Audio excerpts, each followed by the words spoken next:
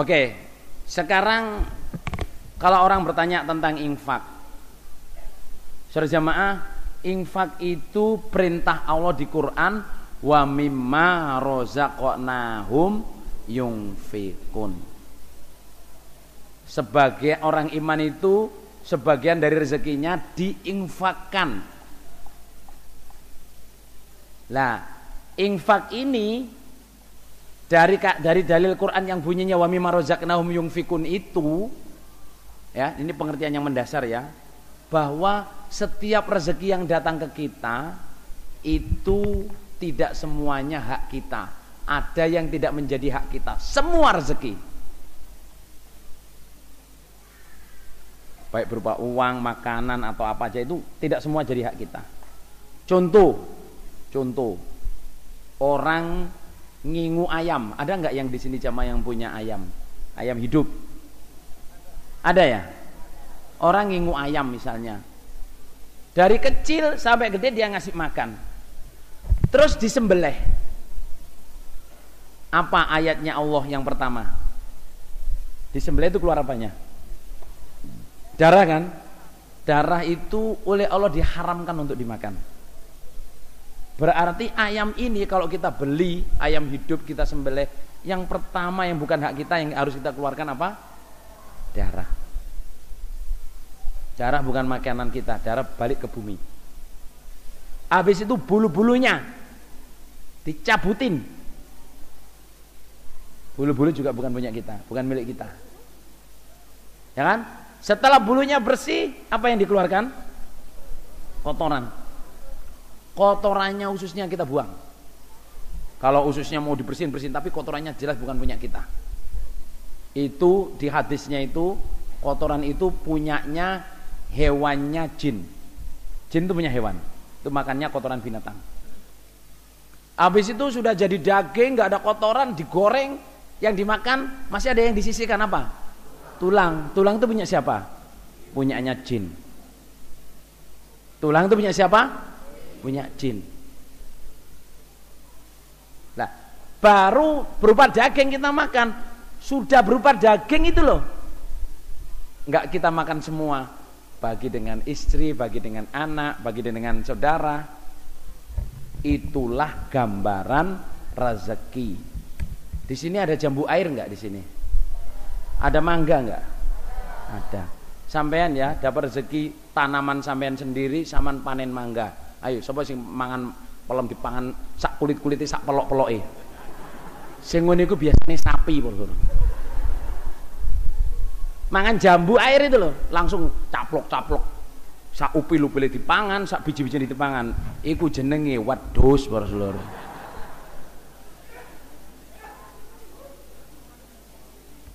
Saudara, Allah bilang wa yadribullahu al-amthalin nasi la'allahum yatafakkarun. Allah itu membuat gambaran untuk manusia supaya kita berpikir.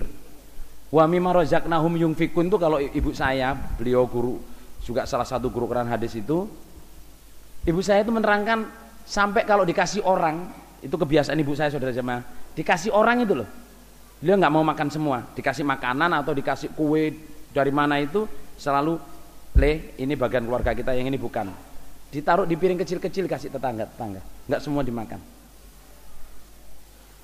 Apalagi rezeki duit itu pertama harus diinfakin sesuai dengan ijtihad. Wa mimma razaqnahum yunfikun. Nah sekarang zakat itu, sodako zakat itu adalah sodako per tahun. Kalau zakat fitrah semua orang harus zakat, kalau zakat fitrah. Tetapi kalau zakat mal hanya orang yang kaya, zakat ternak hanya orang yang punya ternak, dan itu dikeluarkan setahun sekali kecuali panenan. Panen itu ada zakatnya sendiri.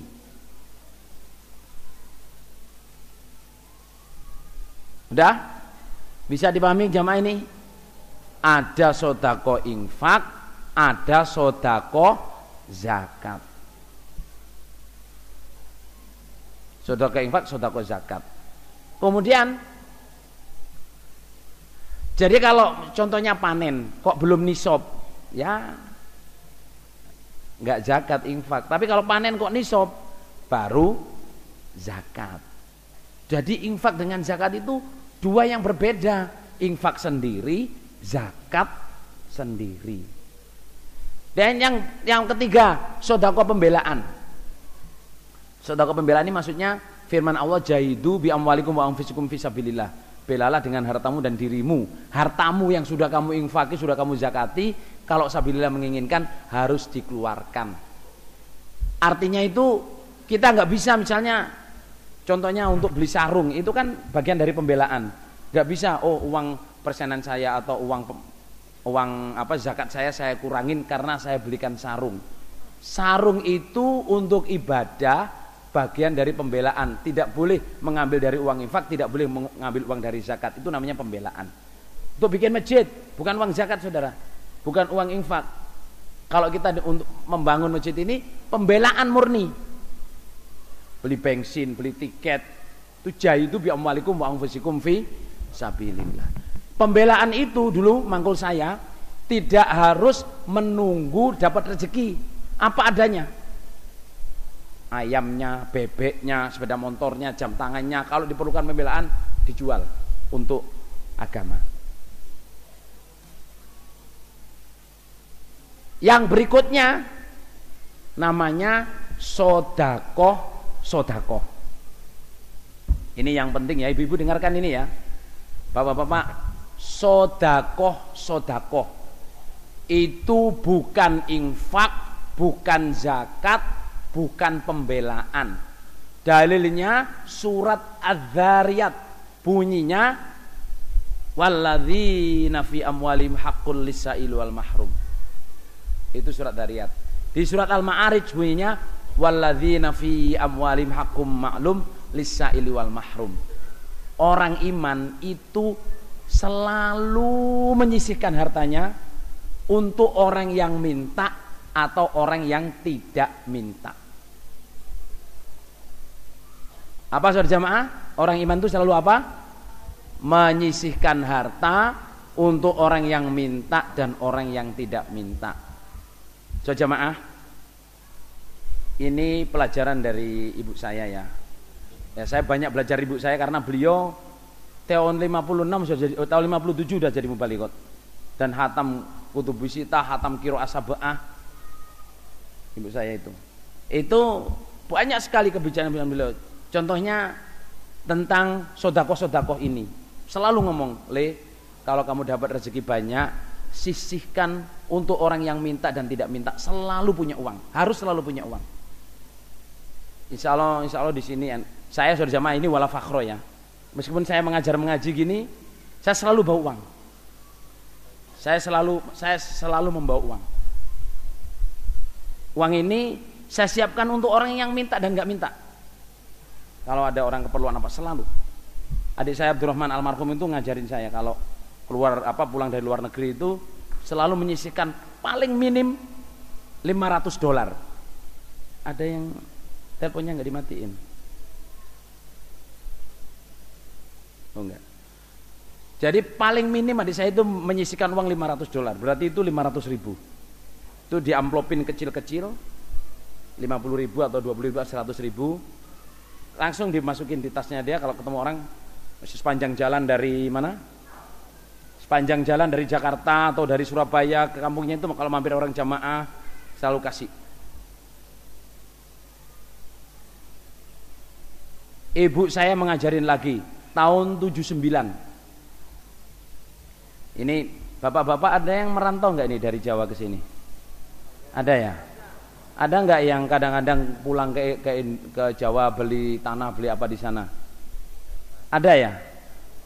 Sejamaah coba. Tahun 79 sampai tahun 90-an itu rame-ramenya orang Gading kontrak kerja ke Mekah. Ini dengarkan betul ini sejamaah. Kontrak kerja ke Mekah. Waktu itu mereka setelah setahun gitu kirim uang, banyak orang kirim uang. Beli sawah, beli rumah, beli tanah. Ibu saya nasihat gini, Le, kamu bakal melihat banyak orang panen laknat dan panen rahmat. Terus saya tanya, ada apa mak gitu. SMP kelas 1 yang SMP yang itu loh, yang sekolah ditunda, mestinya naiknya Desember terus jadi Juni itu loh. Kelas 1 SMP saya itu. Itu ibu saya nasihat, lihat ini nanti. Orang itu kirim duit untuk beli tanah. Harga tanah cuman 10 juta saudara. 10 juta tahun 77, 78, 79 itu banyak saudara. Soalnya haji cuma 700 ribu, ingat saya. Haji cuma 700 ribu. Kalau sekarang haji 30 ribu berarti kali 10-nya aja. Oh 30 juta berarti kali 10-nya aja. Ibu saya bilang gini, coba ada orang panen laknat nih. Kenapa mak? Itu beli tanah 10 juta. Habis itu terus tetangga-tetangganya nggak dikasih. Katakan sekarang beli tanah 500 juta. Oh sekarang kelasnya itu 500 juta saudara. Habis itu cuman beli tanah gitu aja. Beli tanah itu kan biasanya batas sana tanda tangan, batas sini tanda tangan, batas sana. Kan orang tahu semua itu saudara. Kalau melupakan sodako-sodako nak bakal panen laknat. Tetangga pada bilang,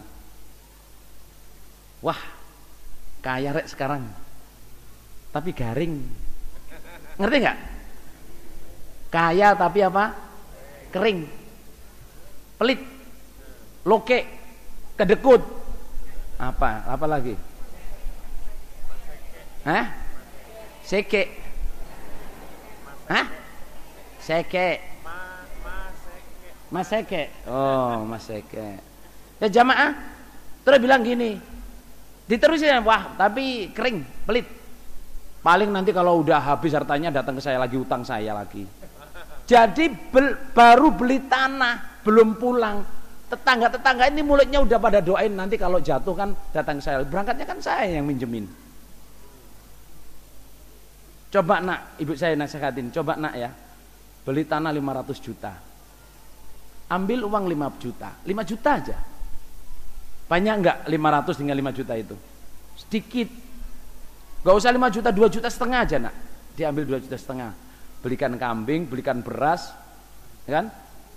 Masak gulai, ya toh 500 ribu misal, 5 juta, beli kambing 2, masak, beli kue, tetangga-tetangga semua dibagiin. Insya Allah kalau 2 kambing itu 50 pintu, insya Allah bisa. Cuman 1%-nya nak mau sodako kanan kiri bakal panen rahmat. Itu orang yang tahu sodako-sodako. Pak Rahmat, wah beli tanah 500 juta, alhamdulillah kecipratan. Semoga Allah paling barokah, rezekinya banyak, sehat. Coba saudara, orang miskin, ini ada yang nyala kayaknya teleponnya. Ada yang teleponnya belum dimatiin. Yang mana? Yang mana? Yang hitam ini. Apa yang ini? Apa yang ini? Oh yang ini. Tadi ada SMS soalnya. Kalau bisa teleponnya dimatiin biar di sini nggak bunyi.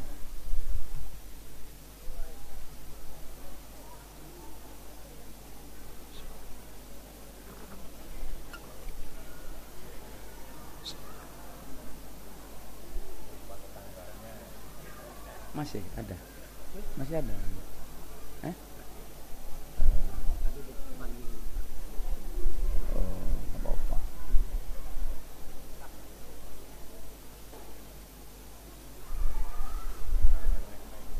Apa-apa. Nggak apa-apa. Terus ya? Halo, terus apa enggak ini? Terus.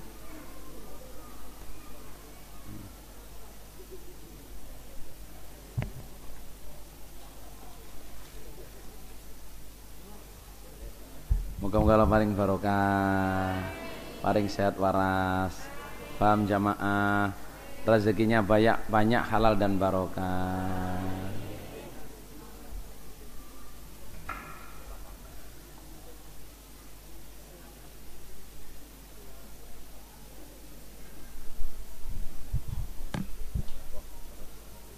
Tahu, tenang aja. Saya menerangkan secara ilmu. Terus nggih? Jadi gini, tentang sodako ini saudara jamaah, saya sejak kecil diajarin ibu saya. Kamu kalau dapat duit meskipun kamu sudah infak, sudah pembelaan, sudah zakat, kamu harus punya uang untuk orang yang nggak minta dan orang yang minta. Ibu saya bilang, yang paling sederhana adalah tamu. Yang paling sederhana adalah apa? Kalau kedatangan tamu. Kalau kedatangan tamu saudara, kita harus bikin minum, harus bikin makan. Itu ibu saya dari dulu itu. Jadi uang itu sudah diinfakin semua, udah di ini. Masih ini uang sedekah nak. Uang sodakoh. Artinya kalau ada tamu, kan ada orang yang datang, Bu saya utang Bu gini. Pas saya nggak bisa utangin ini, saya kasih aja. Saya uang utang 2 juta aja. Wah saya ini sedang rempelu. Jazakallah khairan Mas, semoga barokah, jodoh yang barokah. Saya utang, terus ibu saya bilangin, kalau kamu nggak bisa ngasih, nak kasihlah uang berapa, 100.000, 200.000. Saya nggak bisa ngutangin Mas, ini aja untuk sampean, nggak usah, bukan utang ini, saya kasih. Tapi kita udah punya persiapan, ngerti nggak? Ada orang datang, wah tamu. Kalau kita nggak membiasakan diri punya uang sodako, ya jamaah ya, sampean sebagai orang jamaah yang jeli dengan orang kanan kirinya, yang jeli dengan kawan-kawan sampean. Sama di sini sudah berhasil, ada kawan sampean dari Jawa, pengen cari kerjaan. Jangan disiwa-siwa, dari Jawa cari kerjaan, wis nyusahin orang aja. Jangan gitu saudara. Kasihan mereka itu. Mereka datang ke sini sama dengan sampean dulu datang ke sini. Sama bisa datang bukan dari Jawa, dari Bugis datang ke sini, dari Bogor datang ke sini, dari Bandung datang ke sini, dari Sulawesi datang ke sini, dari Sumatera, kan ada yang dari Sumatera.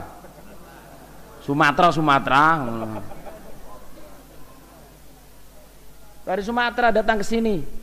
Sama orang-orang itu kasihan kalau datang sudah sama nggak punya uang, datanglah Mas, ada sanggup untuk makan nggak Mas, ini kasih 100.000, diingat sampai mati saudara. Mas uang 100.000, 200.000, Mas ini barangkali nanti buat tiket kalau mau nyari. Sama punya HP nggak? Nggak, saya punya HP tapi nggak punya pulsa. Nih saya kasih barangkali cari kerjaan. Pulsa itu mahal saudara, 20.000 pulsa. Saya punya HP Pak, tapi nggak punya pulsanya. Ya udah kasih 20.000, 100.000, bisa untuk telepon cari kerjaan. Itu namanya apa? Sodako. Harus punya. Jangan sampai kita tidak pernah, saudara jemaah ya. Ibu saya itu, saya melihat ada orang di sana di daerah Jombang. Saking pengennya dia infak. Ini maksud saya harus jeli itu gini ya. Saking pengennya infak saudara, ada seorang perempuan renta, sekarang masih ada saudara jemaah, nggak punya kaki, bukan punya kaki tapi lumpuh. Masjidnya kita bantu dari Australia saudara, sama masjidnya itu bangun masjid, ini Puang Haji bangun masjid di kelompok itu. Satu kelompok jamaah itu loh, nabung 1 tahun itu cuma dapat 100.000. Saya ingat waktu itu 1 tahun nabung sak kelompok itu cuma dapat 100.000. Saking inginnya infak ibu-ibu ini saja jamaah, lumpuh itu, kakinya lumpuh ini, dia jalan pakai tangan ini, nyapu daunnya cengkeh. 1 kilonya cuma 60 rupiah. Dia pengen sekali bisa infak. Kita kasih sarung dari Australia, kan kita punya uang apa di sana itu, kalau punya uang ada perintah Bapak Imam baju itu, kita minta jamaah untuk memberi uang, terus kita kirim ke Indonesia. Soalnya baju di sana udah nggak kepake saudara, kita kirim ke Indonesia, kita cari tempat-tempat yang memerlukan itu. Dikasih sarung cuman 20.000 harganya saudara, dicium-cium sama dia. Masya Allah, ada rezeki dari langit, dicium-cium. Cuman 20.000 saudara jamaah, sarung cuman 20.000. Dia nggak pernah mimpi untuk bisa beli sarung 20.000. Dikasih abaya ini baju siapa, ini bajunya putri-putri raja gitu. Abaya saudara jamaah. Terus saya alhamdulillah dikasih, tapi saya nyaponi cengkeh itu saudara jamaah. Kita harus bisa jeli melihat saudara jamaah. Kalau di kampung sama sana ada orang miskin, kasihlah, kirim uang. Kalau di sini melihat ada orang datang kelinga-kelingi, nggak ada teman, nggak ada saudara, nggak ada apa, temui, Mas, sama dari mana? Ditolong oleh Allah, saudara. Bawa surat sambung lagi. Jangan yang dihormati itu tamu-tamu yang terkenal yang ini baru dihormati. Kalau tamu yang cekeremes nggak dihormati, itu tidak boleh itu. Meskipun ada anjilin nasa manazilahum, semuanya tamu membawa rezeki sendiri-sendiri, saudara jamaah. Oke, ini ya, ini nasihat saudara jamaah ya. Nasihat kita harus jeli. Ada orang jamaah kok kelumbrung. Mas dari mana? Saya dari Jawa, Mas. Ngapain? Saya pengen cari kerja tapi ini ya nggak dapat. Itu saudara jamaah, kasihan saya. Di Gading itu ada anak anaknya Pak Denuri, saudara. Anaknya Pak Denuri merantau ke Malaysia Barat. Denuri Gading itu. Gading. Merantau ke namanya siapa? Cici gitu loh. Itu saja jamaah, mampir di Singapura nggak dikasih makan, mampir ini orang itu siap-siap. Padahal dia itu cuman pengen punya adik 7 saudara, cuman pengen adiknya ini bisa mondok. Coba saudara jamaah, ada anak Gading merantau, cuman pengen adik-adiknya ini bisa mondok. Beli kitab 16 itu nggak bisa. Terus disiwak-siwak saudara, disiwak-siwak itu mampir nggak dikasih makan, ini orang cari kerja. Habis itu ke Malaysia juga gitu, susah. Kamu ketemu adik saya alhamdulillah dicarikan Allah kerja. Itu punya duit saudara jamaah, nggak pernah mikir dirinya, saya beli jam tangan, nggak, dapat kirimin adiknya, pulang ini loh duit. Habis itu domblong lagi. Saya bilang, "Jik, caranya gak ngono, Ji." Ngono. Lah piye, Cak? Lah ini saya juga nggak pernah pegang duit banyak gini, jadi pegang duit langsung kasihin gitu aja. Kamu harus punya. Kamu infak dulu pembelaan, kamu harus punya. Lah ini yang lainnya dikasihin. Jangan blek gitu entek terus kamu domblong kok balik rono piye aku ngono. Jamaah hanya ingin bisa membeli kitab 16 orang Gading, saudara. Lah, saya bisa melihat karena apa? Ada adik saya itu ngelaporin, "Mas, di sana ada orang perlu, Mas, ada orang perlu." Sampai saya bilangin kalau yang perlu hadis-hadis besar, insya Allah saya masih menyisihkan uang untuk beli hadis besar. Di Gading itu pokoknya kelompok saya bilang kalau ada orang mau ngaji hadis besar, insya Allah saya sponsorin. Kalau nggak punya kitabnya saya beliin. Bukan saya ini orang punya uang banyak, bukan saudara jamaah, tapi alhamdulillah kalau cuma beli gitu mampu lah. Karena juga saya sengaja menyisihkan uang untuk itu. Sampean semua saudara kalau diberi rezeki saudara jamaah, sini ada orang mau mondok ke Gading atau mana, uang tiket nggak punya, bantulah. Kalau uangnya lebih, bantulah. Itu uang yang akan jalan terus selama orang ini hidup, selama punya anak, pahalanya nanti mengalir ke kita. Itu namanya smart investation. Investasi yang pandai gitu loh. Investasi dibeliin pelembungan, meledos saudara. Iya kan? Investasi dibeliin es berbalok-balok, kena panas ya, mencair. Investasi itu ke surga. Mondokin anak, membeliin orang hadis, membeliin orang Quran. Itu. Moga-moga Allah paring barokah. Saya ngerjakan gini sejak saya SMA, sejak saya kuliah itu. Kalau saya betul-betul nggak punya duit, saudara jamaah, ada orang, "Mas Amir ini ada mau mondok gini-gini." Tenang, saya cariin. Nama saya pakai dalil wala yahuddu ala tu'amil miskin. Saya pakai dalil wala yahuddu ala tu'amil miskin. Artinya saya nggak punya, tapi saya tahu orang punya yang bisa bantu. Saya bilangin, "Pak, ini perlu mondok. Kira-kira perlu uang 1 juta ini untuk 1 tahun penuh hadis-hadisnya. Mas Amir, saya cuma bisa membantu 500.000. Nggak apa-apa. Kasih 500.000 mondok. Cik 6 bulan ini kok. 500.000 kan nasi 6 bulan kan? Tenang aja, mondok aja. Nanti insya Allah 6 bulan lagi dapat. Dari SMA dulu saja, jamaah. Nah itu. Jadi kita betul-betul diajarin ibu saya itu ada sodako infak, sodako pembela, sodako zakat, sodako pembelaan, terus sodako. Kita harus smart. Nggak harus kaya saudara jamaah untuk bisa melaksanakan sodako, nggak harus kaya. Nggak harus kaya. Orang biasa juga bisa. Yang penting mau menyisihkan. Oh, banyak orang yang lebih miskin dari kita jamaah. Banyak orang yang kadang orang kelihatannya kaya tapi dalam keadaan jatuh. Itu perlu dibantu saudara. Karena di Qur'annya itu aslinya manusia yang kekurangan itu di dalam jamaah. Mereka itu karena ta'afuf, la yas'alunan nasa ilhafa. Enggak pernah minta ke manusia dengan memaksa. Sebenarnya lapar tapi dia diam aja. Sebenarnya enggak punya apa-apa tapi diam aja. Itu yang perlu dikasih. Justru orang yang minta-minta itu bukan orang yang miskin, bukan orang yang fakir, itu memang peminta. Kalau di Quran itu tandanya orang yang kamu harus bantu adalah enggak pernah minta tapi dalam keadaan tidak punya. Saya doain mudah-mudahan paring jamaah di sini diberi jeli dengan orang yang sekitarnya setelah bisa mangkul dengan apa yang namanya sedekah.